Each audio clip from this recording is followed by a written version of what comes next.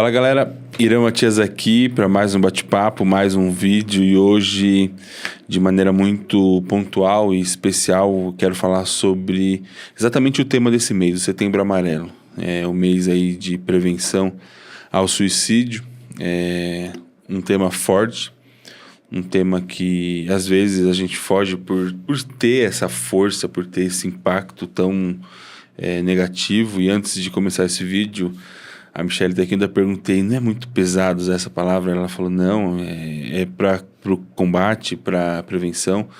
E para mim é muito importante falar sobre isso, porque tudo, absolutamente tudo na vida é um processo. Dificilmente alguma coisa acontece de forma repentina, isso geralmente uma exaustão, um burnout, um excesso, uma sobrecarga, você não acorda numa segunda-feira normal, chuvosa ou ensolarada, seja lá o que for, e tá lá exausto, cansado, e você decide pôr um fim em tudo. Isso não acontece de um dia para o outro, geralmente. Isso acontece dentro de um processo em que você achou que você conseguiria seguir em frente sozinho, de que você não respeitou um limite que foi determinado por alguém ou por algo, e esse limite ele foi passado mais de uma vez, porque eu entendo que existem situações em que a gente tem que passar um pouco daquilo. O problema é que a gente fica muito acostumado a passar daquilo. Eu sempre dou um exemplo, que o Salmo 91 fala do laço do passarinheiro, e o laço do passarinheiro, ele é uma armadilha, e nessa armadilha o passarinho ele vai comendo, e ele entra um pouquinho, come, e aí não aconteceu nada, ele sai, e aí ele volta, e ele fica comendo por um tempão. E essa armadilha funciona exatamente no momento em que ele está mais tranquilo. Ele não imaginava, ele achou que era mais uma comidinha de alpiste, mais uma comidinha daquilo que estava ali como um atrativo, e que dessa vez seria como a outra, que ele foi, comeu, saiu e nada aconteceu. Mais uma vez ele foi e ele ficou. E a gente tem o hábito de repetir algumas ações, assim como o passarinho dentro dessa armadilha, e quando a gente menos espera, a gente está dentro de algo que se tornou muito maior do que a gente imaginava.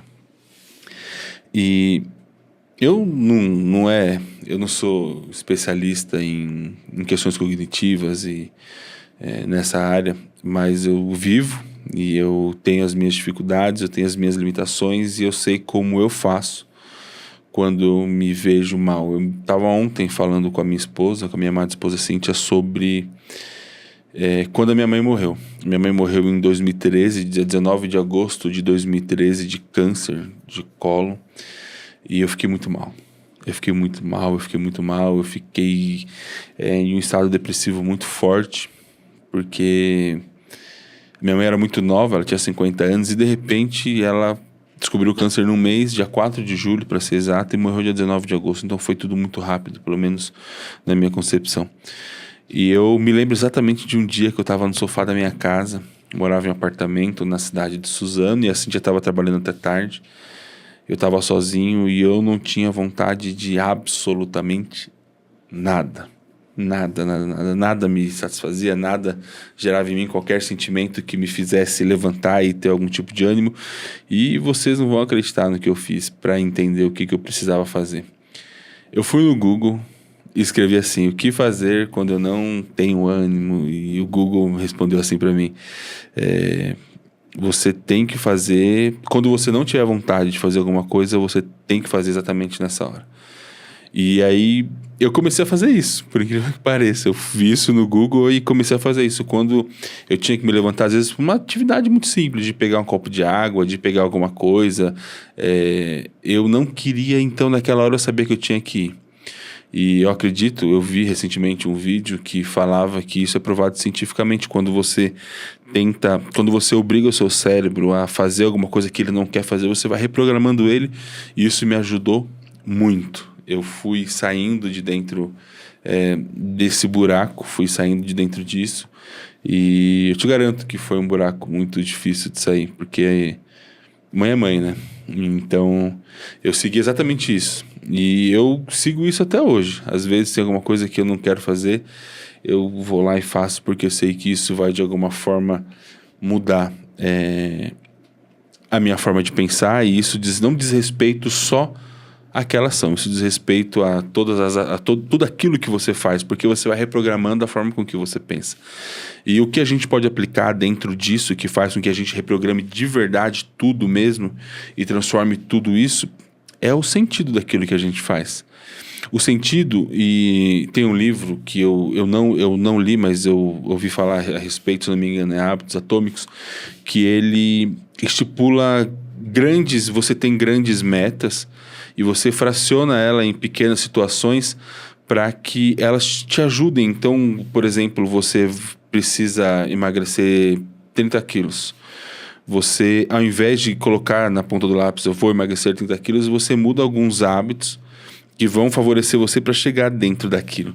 E quando a gente fala dentro de um sentido de vida, quando a gente fala dentro de um propósito, alguma coisa para a gente seguir, é como se isso fosse a mesma coisa. Você, por exemplo, quer ser um grande jogador de futebol.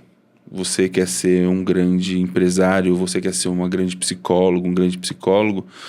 Você pode traçar isso como um sentido.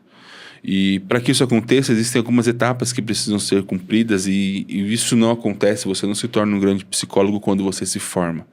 Você não se torna um grande jogador quando um time te contrata. Você se torna um grande jogador, um grande psicólogo no decorrer do exercício da sua função. Mas você não esquece daquele sentido que te fez estar onde você está, que é ser grande, que é ter excelência naquilo que você faz. Então, para você ter um cliente, você quer ser empresário, para você ter um cliente que te paga 1 milhão por mês, você vai precisar ter o cliente que te paga R$ 1.000. E depois você vai ter o cliente que te paga 5, que te paga 10, e você vai crescendo, e você tem múltiplos que te pagam 5, múltiplos que te pagam 10, para você ter o sentido de chegar naquele que você sempre sonhou, que te paga um dia 1 milhão. Eu falo isso muito a respeito da minha profissão em si. Eu por incrível que pareça, todas as vezes que eu vou falar em público, seja dentro da empresa, nas reuniões de sexta, eu fico muito, muito nervoso, meu coração dispara, eu fico realmente, me sinto confrontado de falar, e isso é de forma geral.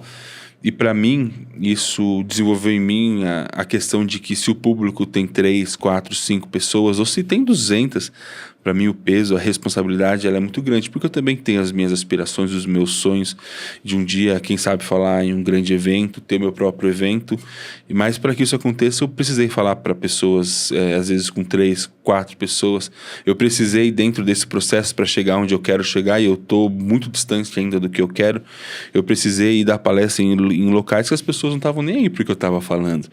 Elas estavam cochichando, elas estavam mexendo no celular, e tinha ali 20 pessoas, 5 pessoas ouvindo, mas tinha uma que estava concentrada no que eu estava falando, e eu focava nela ali, tentava entender com ela, me conectar com ela para que o que eu falasse realmente fizesse sentido, e eu cumprisse o meu sentido, que é um dia falar, quem sabe, para um grande público.